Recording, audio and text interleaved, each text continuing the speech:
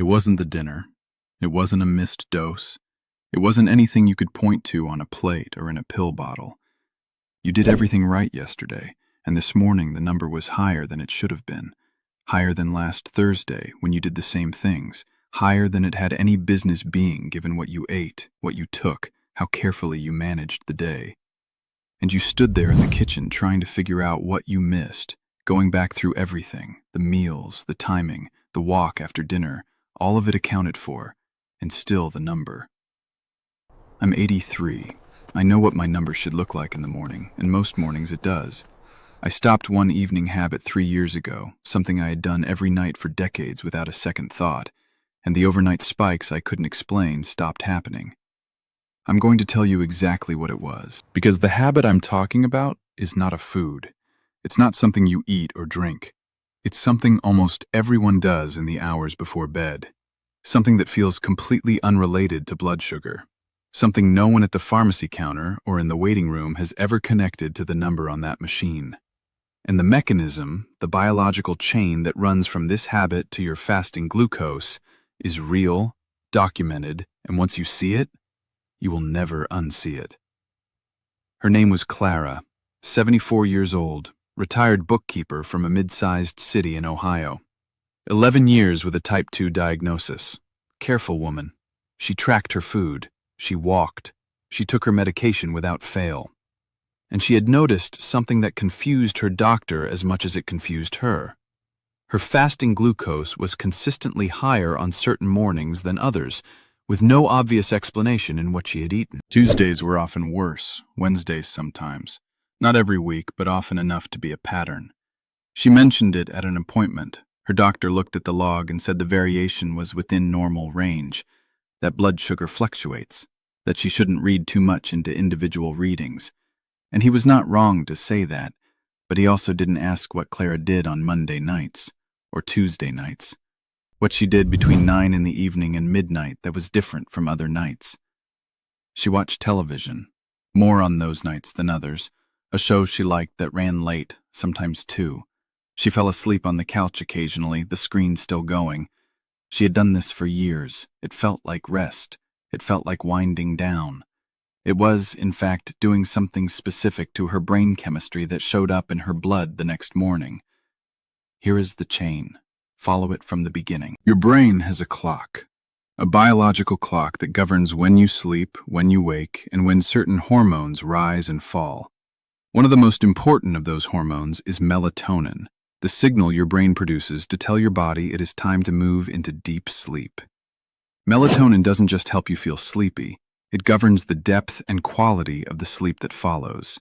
And deep sleep is the stage where your body does its most important repair work, where growth hormone is released, where the stress response is quieted, where cortisol, the hormone that will rise in the early morning hours to wake you, stays controlled. Research has shown that exposure to screen light in the hours before sleep suppresses the hormone your brain uses to initiate deep sleep. And that suppression can last well past the moment you turn the screen off. The light from a television, a phone, a tablet, particularly the shorter wavelengths, the blue end of the spectrum, it signals to the brain that it is still daytime, that the sun has not set, that sleep should wait, and the brain complies. Melatonin is delayed, sleep onset is delayed, and the deep stages of sleep, the stages that matter most for cortisol regulation, are shortened or pushed back. Now, what happens to cortisol when deep sleep is delayed or reduced? Research has documented that when deep sleep is disrupted, even by an hour, cortisol rises earlier and higher in the early morning hours than it should. The rhythm is off, the spike is larger, and the liver, which reads that cortisol signal as an instruction to release stored glucose, responds accordingly. This is the dawn phenomenon. This is the biological window between 2 and 4 in the morning when the liver releases glucose into the bloodstream in preparation for waking. In a body managing insulin resistance, the cells don't respond cleanly to the insulin that follows, and the glucose sits longer than it should.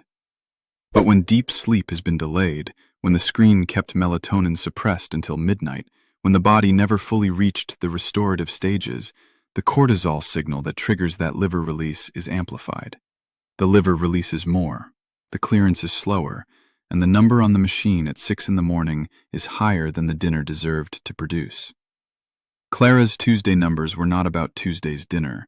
They were about Monday night's television. And there is a second connection that research has begun to document, one that goes beyond sleep and cortisol.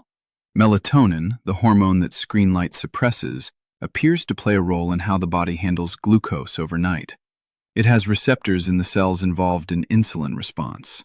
Suppressing it doesn't just disrupt sleep, it may affect the overnight metabolic environment directly. Protecting melatonin protects more than just the depth of your sleep. This is not something that comes up in an 8-minute appointment. The question, "What are you watching before bed and how late?"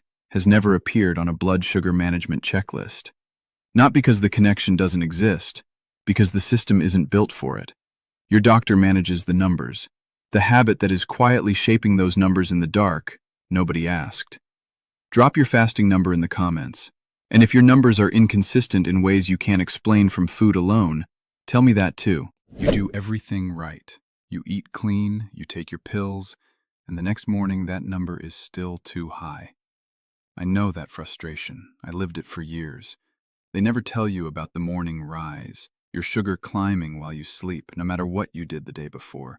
You wake up, you test, and it feels like the work didn't count, like you're stuck depending on more and getting nowhere. I was done feeling powerless. I didn't want to throw out my doctor's plan. I wanted something natural and simple I could add to it, something that finally moved that morning number. I'll walk you through what changed it for me, and the natural support I add every day is in the free presentation linked below. The habit to stop is screens in the 2 hours before sleep. Not forever, not as a permanent deprivation. 2 hours before your intended sleep time, the screens go off. Television, phone, tablet, whatever you use to wind down in the evening. 2 hours of something else.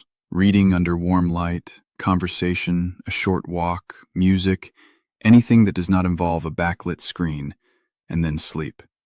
That 2-hour window is what your brain needs to allow melatonin to rise naturally, reach its proper level, and initiate the kind of sleep that keeps cortisol controlled through the night. If 2 hours feels impossible, if the television is how the evening works and there is no version of the night without it, there is an intermediate step.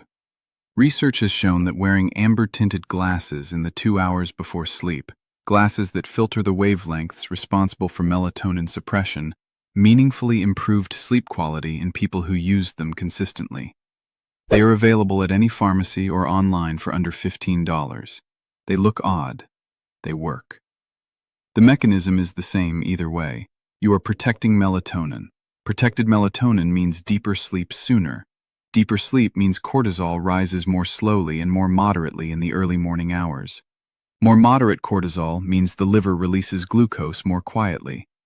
And a quieter liver release means a lower number when you wake up. Clara stopped watching television after 9 in the evening. She read instead. Old habit she had set aside when the shows got good. Within 10 days, she noticed she was falling asleep faster. Within 3 weeks, she was sleeping more deeply than she had in years. She could tell because she was dreaming again, something that had faded. At week 5, her fasting glucose on what used to be her bad mornings was indistinguishable from her good ones. The pattern was gone. Same medication, same diet, same everything except the screen.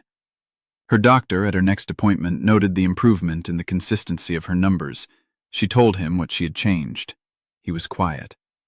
Then he said, "I would not have thought to ask about that."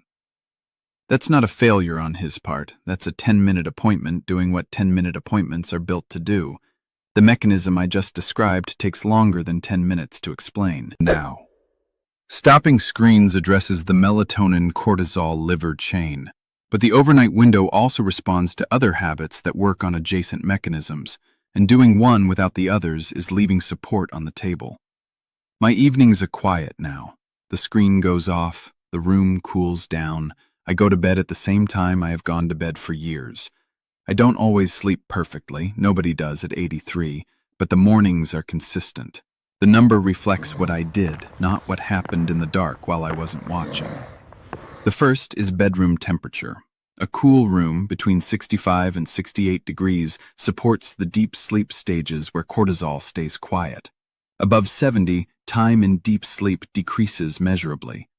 If the screen has been suppressing melatonin and the room is also too warm, you have two separate forces working against the same restorative stage. Set the thermostat. Open a window. This costs nothing. The second is a consistent bedtime, the same hour every night. Your cortisol rhythm is governed partly by your circadian clock. A stable clock produces a predictable, moderate cortisol rise. An irregular schedule, late some nights, early others, produces variability and amplitude that shows up in the fasting number. Same time every night is one of the highest return habits you can build for the morning number. The third is the last thing that goes into your body before sleep. A fast carbohydrate eaten alone in the hour before bed, crackers, toast, sweet fruit without protein, produces a glucose rise that persists into the overnight hours and gives the liver more glucose to work with when cortisol signals it to release. If you're hungry in the evening, protein, a few walnuts, half a cup of cottage cheese satisfies without spiking. Stop the screens 2 hours before sleep. Cool the room. Keep the same bedtime. No fast carb alone before bed. 4 habits. 4 different points in the same overnight chain. Together, they change what the liver does in the dark and what the machine shows you in the morning. There's something I want to say before we're done. You've been managing this number carefully for a long time, watching what you eat, taking what you're prescribed, showing up to every appointment. And if the number has still been inconsistent, if there have been mornings where it was higher than the day deserved, higher than the effort deserved, with no explanation you could find, it was not because you failed. It was because the explanation lived in the evening, in a habit nobody thought to ask about, in hours nobody was watching. I know what that kind of confusion costs. Not just the frustration of an unexplained number, what it does to the space around it. The way it makes you hesitate before making plans, a visit you'd like to make, a trip you've been thinking about, a weekend with the people who matter most to you, wondering if you'll be yourself, if you'll have the energy, if you'll need to manage something in someone else's house instead of just being present. The quiet weight of feeling like your body is something other people have to accommodate, of wanting to show up as yourself and not being sure you can. That weight doesn't have to be permanent. The chain I described today is real, and it responds. Melatonin rises when you give it the conditions to rise. Sleep deepens, cortisol quiets, the liver releases less, the number comes down. And when the number is consistent, the mornings open. And the mornings are where the rest of it lives, the energy, the presence, the people, the days that belong to you again. It is not too late. The body is still listening. The system still responds to what you do in the evening. You are not out of time. If you watched this whole thing, you're not the type who gives up. You're the type who keeps looking for a real answer. So let me be straight with you. The morning number isn't your fault, and it isn't just diabetes. It's the dawn rise, and it responds to the right daily habits. The goal was never to quit your treatment. It was to support it naturally so you finally see that number move and feel in control again. Alongside the steps I showed you, I take a simple, natural support every day to help keep my blood sugar in a healthy range. Affordable, easy, and it works with my doctor's plan, not against it. The free presentation is in the description below. Go see it for yourself. And keep your doctor in the loop. This is support, not a replacement. Subscribe. There's more ahead that connects what happens in the dark to what you see in the morning.